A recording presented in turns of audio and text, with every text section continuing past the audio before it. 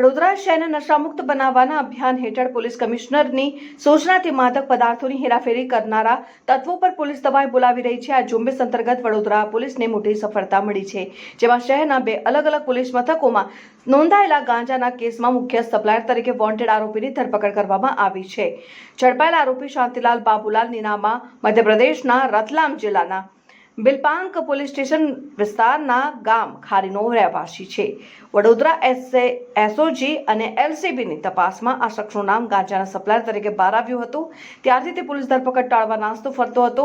આરોપી શાંતિલાલ સામે વડોદરામાં 2 મુખ્ય ગુનાઓ નોંધાયેલા છે। ગોરવા પોલીસ સ્ટેશન ખાતે ડિસેમ્બર 2025 થી એસઓજી દ્વારા 459 ગ્રામ ગાંજો અને અન્ય મુદ્દામાલ મળીને કુલ ₹1.19 લાખનો કેસ નોંધાયો હતો। તે મુખ્ય સપ્લાયર હતો। ફતેગંજ પોલીસ સ્ટેશન ઝોન 1 એલસીબીની ટીમ દ્વારા 557 ગ્રામ ગાંજો અને મુદ્દામાલની કુલ કિંમત ₹85,980 નો કેસ નોંધવામાં આવ્યો હતો, જેમાં પણ આરોપીની સંડોવણી સામે આવી છે। વડોદરા પોલીસની ટીમે બાતમીના આધારે મધ્યપ્રદેશના રતલામ ખાતે દરોડા પાડીને આરોપીને દબોચી લીધો છે। પોલીસની પ્રાથમિક પૂછપરછમાં જાણવા મળ્યું છે કે આ સપ્લાયર મધ્યપ્રદેશથી વડોદરાના છૂટક વિક્રેતાઓ સુધી નશીલા પદાર્થો પહોંચાડતો હતો। હાલમાં પોલીસે આરોપીને અટકાયત કરી છે અને આ નેટવર્કમાં અન્ય કયા લોકો સામેલ છે તે દિશામાં સઘન તપાસ ચાલી રહી છે।